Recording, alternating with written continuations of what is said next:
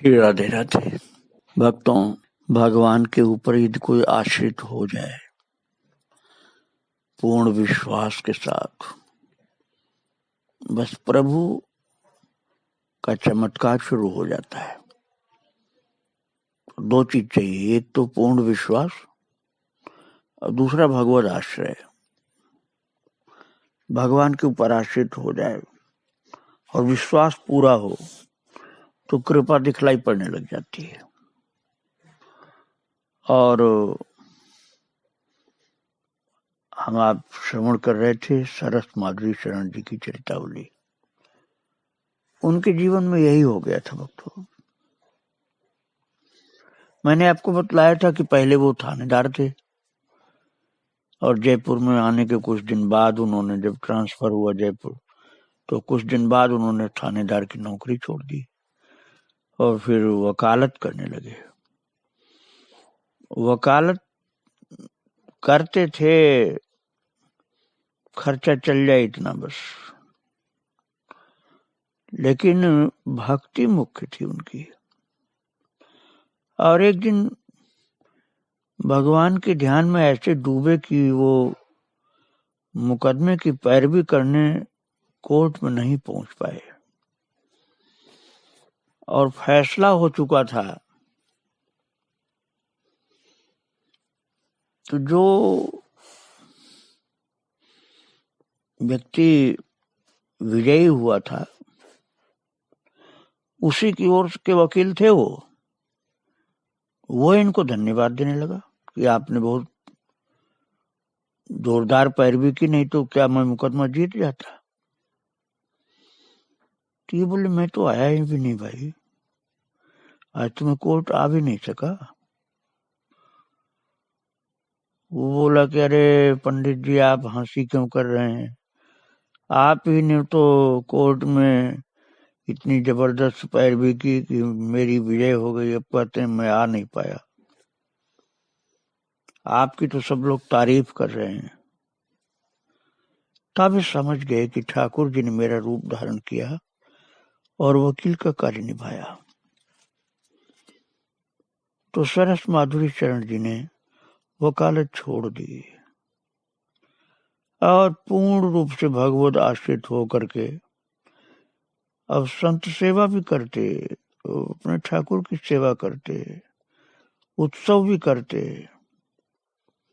पैसा किस कोई साधन नहीं, कोई अर्निंग नहीं, अब कोई नौकरी नहीं, फिर भी भगवान उनके लिए कुछ न कुछ युक्ति देते रहते।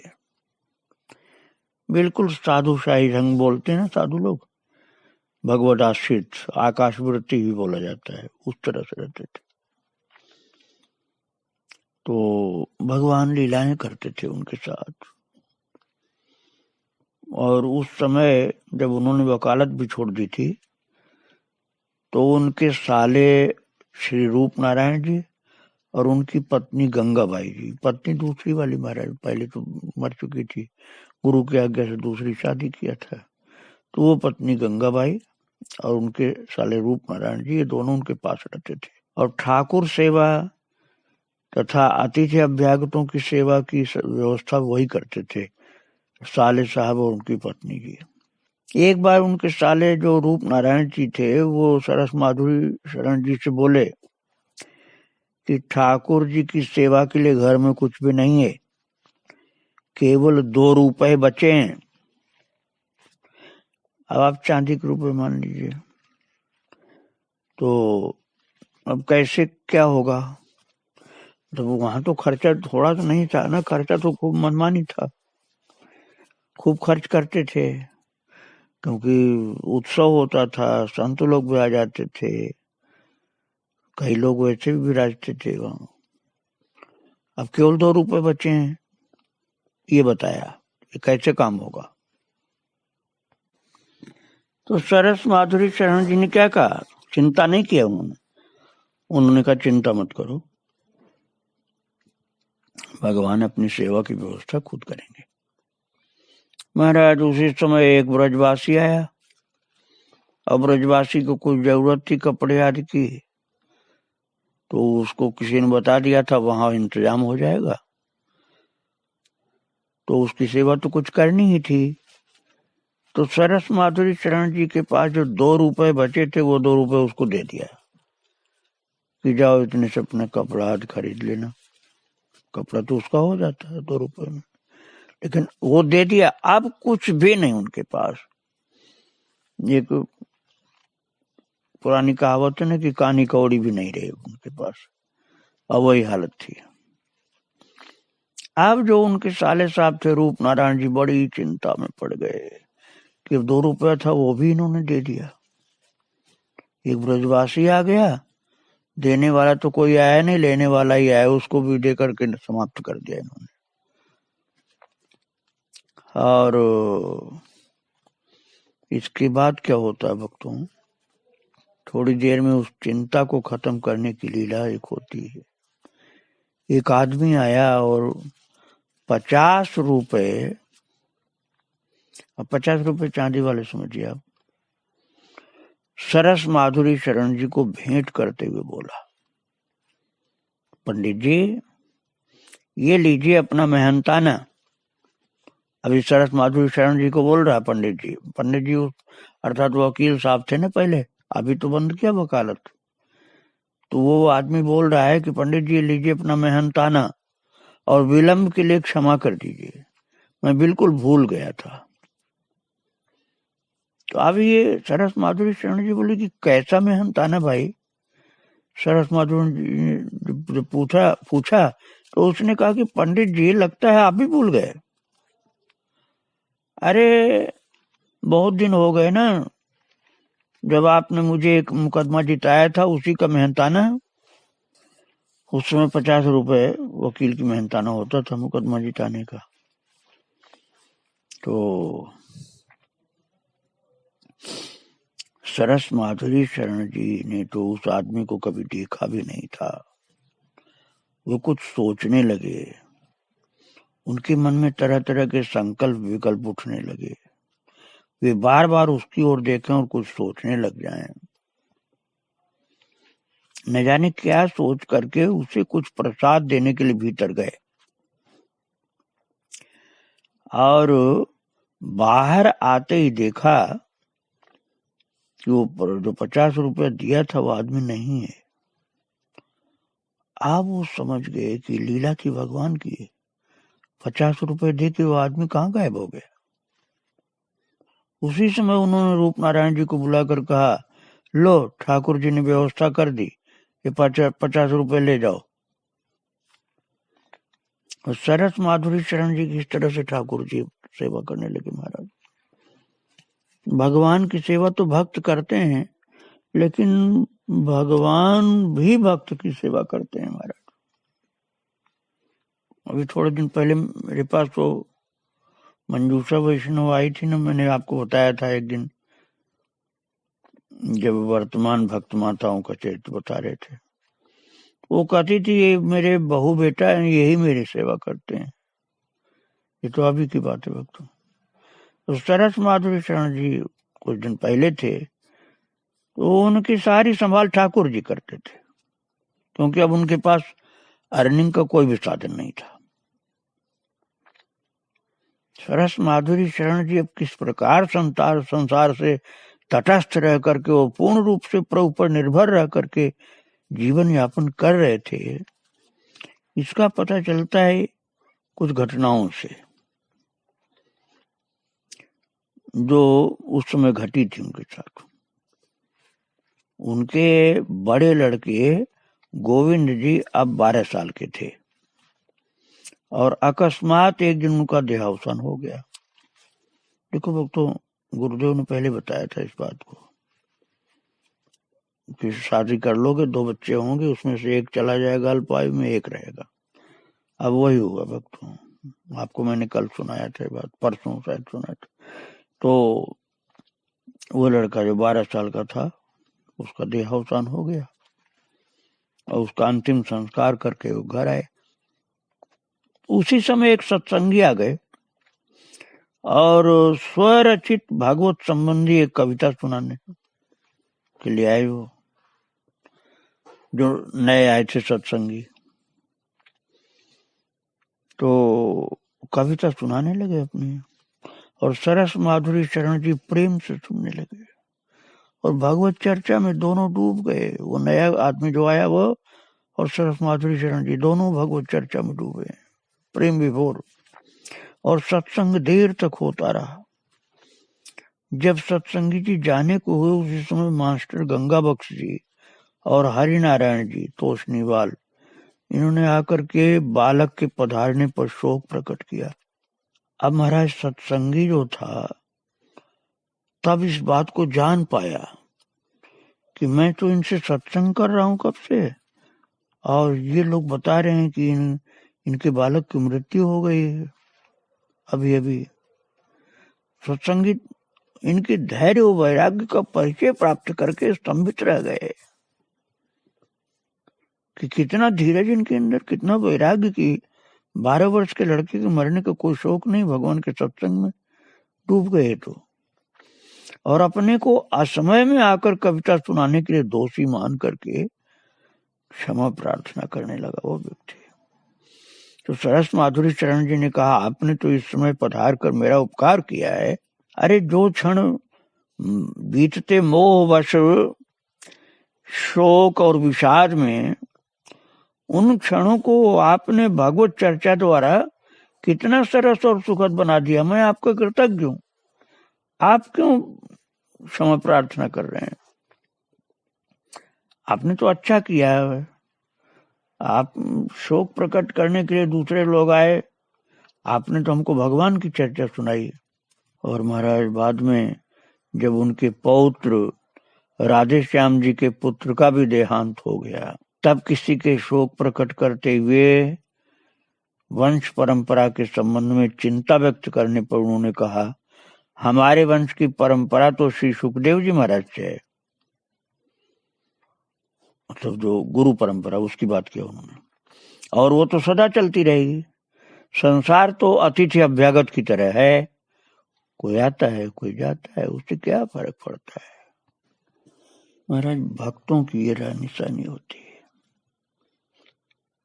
पुत्र जाए चाहे पौत्र जाए चाहे कोई भी परिवार का चला जाए, उनका ध्यान तो अपने गुरु और भगवान में रहता है।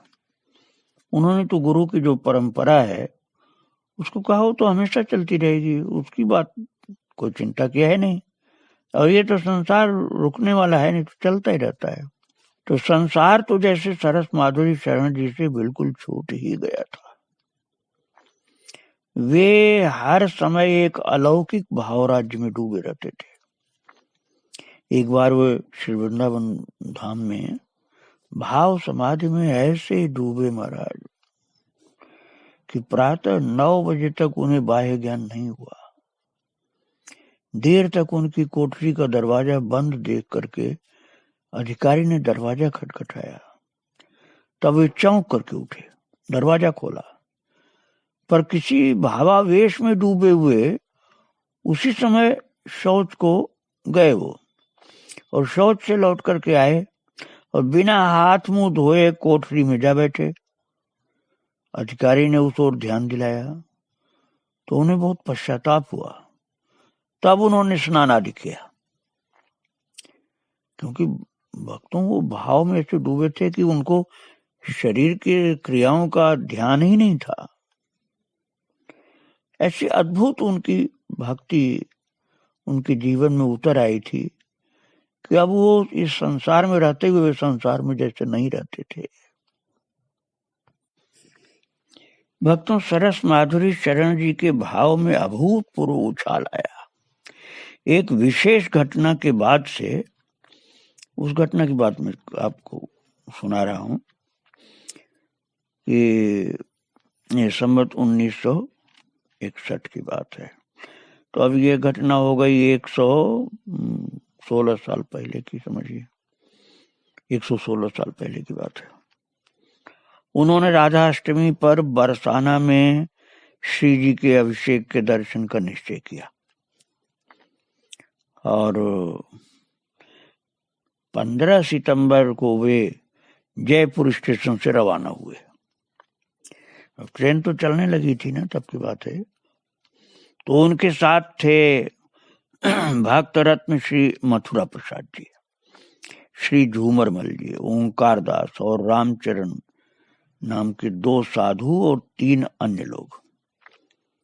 तो सभी राधा कृष्ण के एकनिष्ठ भक्त थे। 8 आदमी मथुरा पहुंचे और दूसरे दिन सप्तमी को प्रातः 9 बजे रात भर पानी बरसा था महाराज। उस समय भी वृष्टि हो रही थी, सारे रास्ते में कीच थी, इसलिए वहां से गोवर्धन जाने को कोई सवारी नहीं मिल पाई। बड़ी मुश्किल से मिली एक घोड़ा गाड़ी,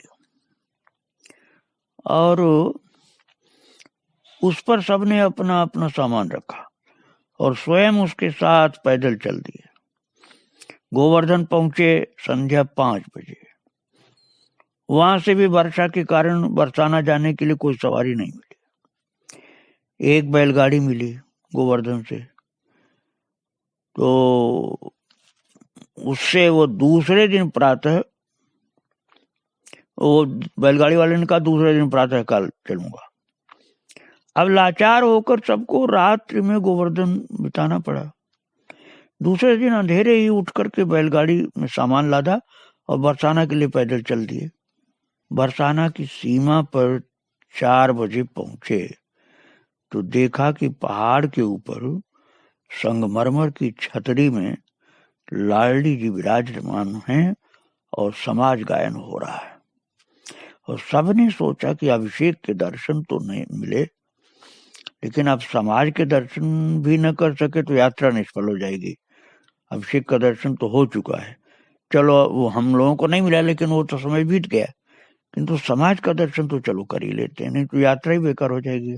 तो इसलिए सब थके होते हुए पहाड़ पर दौड़ दौड़ करके चढ़ने लगे महाराज। और इस प्रकार से सब लोग समाज गान में जाकर शामिल हो गए। और समाज गान की समाप्ति पर सब पंडे गोसाई अपने अपने यात्रियों को नीचे धर्मशाला में ले जाने लगे। उस समय तो होटल होते नहीं थे, वक्त धर्मशालाएं थी, तो धर्मशालाओं में लोग ले जा रहे हैं। पर इन लोगों को इतनी थकान हो रही थी कि नीचे उतरना तो दूर, उठकर खड़े होना भी मुश्किल जान पड़ रहा था, क्योंकि ये तो बहुत चले थे न पैदल। और इसलिए इनके पंडा गोसाई रामचंद्र जी ने इन्हें लाडली जी के पुराने मंदिर के एक लंबे तिवारे में ठहरा दिया। भक्तों, तिवारा में तो अब बरामदा समझ लीजिए, पुराना वाला जो मंदिर है तो थोड़ा नीचे है और नया वाला ऊपर है। तो उसके बरामदे में उनके गोसाई जी ने ठहरा दिया। गोसाई रामचंद्र जी ने, पंडा जी थे, तो इन्होंने उस दिन रात को वहीं विश्राम करके अपनी थकान मिटाने का निश्चय किया। और उस मंदिर की पौली में 4 सिपाही और एक जमादार भी ठहरे हुए थे, जिन्हें सरकार की ओर से मेले की देखभाल करने को नियुक्त किया गया था। रात्रि में गोसाई जी एक टोकरी में सबके लिए प्रसाद लाए। अब भक्तों, ये रात की घटना है। गोसाई जी एक टोकरी में प्रसाद सबके लिए लाए रात में, और 10 बजे प्रसाद दे करके चले गए रात में। सिपाहियों ने दरवाजे पर ताला डाल दिया और बारी बारी से संगीन लेकर के पहरा देना शुरू किया। रात 11 बजे के लगभग अचानक किसी व्यक्ति ने साधु ओंकार दास के पैरों पर हाथ डाला। उन्होंने चौंक कर पैर समेटते हुए पूछा, कौन? उत्तर मिला, महाराज संत जी, मैं कहार हूं, आप थके हैं, आपकी सेवा के लिए आया हूं। तो तिवारे में टिमटिमाते दीपक के उजाले में ओंकार दास जी ने देखा कि पीला कुर्ता, पीला टोपी पहने एक सांवले रंग के युवक को, जो कहार अपने को बता के चरण सेवा करने आया था। पूछा, कहाँ रहते हो, किसने भेजा है? तो गोसाई रामचंद्र जी के पास रहता हूँ, बालक ने कहा, जो आया था चरण सेवा करने। बोला कि गोसाई रामचंद्र जी के पास रहता हूँ, उन्होंने ही भेजा है। तो ये बोले कि तो तुम ब्रजवासी हो, तुम हमारी सेवा करोगे या हम तुम्हारी सेवा करें? ये कहते ही वो उन्होंने अपने पैरों को खींच लिया। जब वो पैर दबाने को तैयार हुआ, कहार जो अपने को बताया था, उन्होंने अपने पैर समेट लिया और वो दूर चले गए। फिर ओंकार दास जी के बगल में सोए थे सरस माधुरी शरण जी की जंगा दबाने लगा। उन्होंने भी चौंक कर पूछा, कौन? बोला, महाराज आपका सेवक कहार, मेरा काम है यात्रियों की सेवा करना, मुझे गोसाई जी ने भेजा है। तुम्हारा क्या नाम है, क्या तनख्वाह पाते हो? तो सरस माधुरी शरण जी ने जो बालक से सेवा जो कर रहा है, पैर दबा रहा है, उससे कहार जो अपने को बताया, उसे पूछा कि तुम्हारा नाम क्या है, क्या तनख्वाह पाते हो? तो बोले कि मेरा नाम है भजीटा। बालक ने कहा कि मेरा नाम भजीटा है और गोसाई रामचंद्र जी मुझे अन्न वस्त्र देते हैं, तनख्वाह निश्चित नहीं है। सरस माधुरी शरण जी ने सोचा, मैं तो सोच रहा था कि कोई आदमी होता तो चरण दबाता, लाडली जी ने इसे भेज दिया, आहा कैसी दया है। मतलब अभी सोचा था मन में। इस बालक के आने के पहले सरस माधुरी शरण जी ने सोचा था कि इतनी भारी थकान आई हम लोगों को कि आज कोई ये पैर दबाता तो थोड़ा आराम मिल जाता। अभी सोचा ही था, अब सोच रहे हैं, आह कैसी दया है माता की, लाडली जी की, जो इन्होंने भेज दिया हमारे पास ऐसा सेवक। और कुछ न बोले, मन में सोच लिया बस। भजीटा ने मालिश शुरू कर दी। बड़ा मुलायम हाथ था उसका, मालिश में कष्ट जरा भी नहीं। बहुत देर तक शरीर की रग रग और पुट्ठे पुट्ठे को दबाकर उसने थकावट दूर कर दी। तो सरस माधुरी शरण जी ने कहा, तुम बहुत देर से परिश्रम कर रहे हो भाई, सामने डलिया में प्रसाद रखा, ले लो। पर उसने स्वीकार नहीं किया। उसने कहा, मुझे लाडली जी का प्रसाद बहुत मिलता है, लाडली जी हमको प्रसाद बहुत देती हैं। सरस माधुरी शरण जी को निद्रा आ गई। और भक्तों, इसके बाद भजीठा नाम का वो कहार मथुरा प्रसाद जी की मालिश आरंभ किया। वे भी चौंक कर उठे और वही प्रश्न पूछने लगे, तो उन्हें भी वही उत्तर देकर के संतुष्ट किया और मालिश करता रहा। उनकी भी थकावट जाती रही, दूर कर दिया थकावट। जैसे उन्होंने चलाई बिल्कुल ही नहीं की हो, पैदल चलाई नहीं हो, तब वो दूसरे लोगों को मालिश करने लगा। उनमें भी प्रत्येक उसने थकावट दूर की, महाराज मालिश करके, चरण दबाकर। और दूसरे दिन प्रातः 4 बजे सब सो करके उठे तो सबका शरीर फूल सा हल्का, और सब एक दूसरे से भजीटा की मालिश की प्रशंसा करने लगे। और सरस माधुरी शरण जी ने कहा, यदि वो मालिश न करता तो अभी 3 दिन तक हम लोग बिस्तर से हिल भी नहीं सकते थे। उसे बुला करके कुछ इनाम तो देना चाहिए भाई। और भक्तों, इतने में गोसाई जी आ गए तो सबका कुशल क्षेम पूछने लगे। तो सरस माधुरी शरण जी ने दंडवत करके कहा, गोसाई जी आपको अनेक धन्यवाद, आपने उस कहार को भेजकर बड़ा उपकार किया। उसने मालिश करके सबके शरीर में नई जान डाल दी। उसे बुला दीजिए, हम लोग कुछ इनाम देना चाहते हैं। तो गोसाई जी के कुछ समझ में नहीं आया। वे कुछ देर अवाक खड़े रहे, फिर बोले, आप क्या कह रहे हैं? मैंने तो किसी को भेजा नहीं, मेरे पास कोई कहार भी नहीं है, कहार तो बरसाने भर में कोई नहीं रहता। तो अब महाराज ये लोग चौंके, बोले, वो गोसाई जी, वो कहार? सब बोल पड़े, वो तो कहता था कि वो आपके यहाँ रहता है, आप उसे अन्न वस्त्र देते हैं, अतिथियों की सेवा करना उसका काम है, उसे क्या पड़ी थी कि जो झूठ बोलता? और यदि आपका आदमी नहीं था तो हम में से एक को छोड़ करके सबके पैर दाब कर बिना कुछ लिए चला क्यों जाता हो? महाराज उसने कुछ भी पैसा नहीं लिया और पैर सबको दबाया। गोसाई जी ने उसी समय सिपाहियों को बुलाकर पूछा, मेरे जाने के बाद कल रात यहाँ कोई आया था? तो सिपाहियों ने कहा, नहीं कोई नहीं आया यहाँ, तो न कोई आया न गया, और आपके जाने के साथ ही हमने ताला बंद कर दिया और आपके आने पर अभी ताला खोला है। यहाँ तो ताला लगा था, अंदर कोई घुस कैसे सकता था। गोसाई जी बोले, देखिए आप लोगों को कोई भ्रम हो गया भाई। भक्तों, तब सरस माधुरी चरण जी ने कहा, गोसाई जी भ्रम नहीं है, मेरी तो उसने बहुत देर तक मालिश की। मैंने बीच बीच में सोचा कहूँ बस करने को, लेकिन वो तो ऐसी मालिश में आराम देता गया कि मुझे जीवन में कभी नहीं मिला था ऐसा। मैं उससे कुछ कह नहीं सका, मुझे नींद आ गई, तभी उसने मालिश करना बंद किया, जब नींद आ गई मुझे। जब इस बात को प्रत्येक ने दोहराया, सब ने कहा कि ऐसे मेरे साथ हुआ, अपने अपने बारे में। तब गोसाई जी के नेत्रों से आंसू गिरने लगे। आंसू पूंछते हुए बोले, आप लोग धन्य हैं, आप पर लाल जी की कृपा हुई है। वे ऐसी चमत्कारिक लीलाएं अदा कदा भक्तों पर कर देते हैं, ऐसी लीलाएं करते रहते हैं अल्लाह। गोसाई जी की बात में शंका करने की कोई गुंजाइश नहीं थी भक्तों। सबकी आंखों से आंसू की धार चलने लगी, सबकी आंखों से आंसू की धार चलने लगी भक्त। सबको कंप और रोमांच होने लगा, न जाने सबके भाव समाधि में सब डूब गए।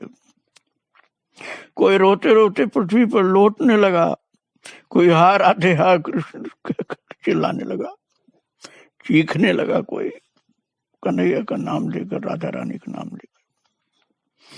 सब एक अचिंत्य भाव समुद्र में डुबकी लगाने लगे। सबको अष्टमी के दिन ही दर्शन करके लौट जाना था, पर सब अपने सुरबुद्ध खो करके 13 तक लाडली जी के चरणों में पड़े रहे।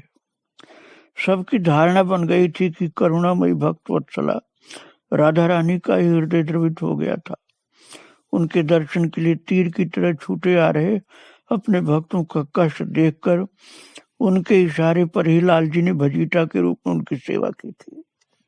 और महाराज, इसके बाद सबके जीवन में अद्भुत परिवर्तन आया। 8वें व्यक्ति के जीवन में जिनकी प्रभु ने इस प्रकार से लीला करके सेवा की थी, अद्भुत भाव बढ़ा सबका, अद्भुत भक्ति बढ़ी। आगे हम कल फिर सुनाएंगे आपको। इन सब बड़भागी भक्तों, कन्हैया की कृपा, राधा रानी की कृपा, इन सब को प्रणाम करते हुए यही विराम दे रहा हूँ। राधे राधे।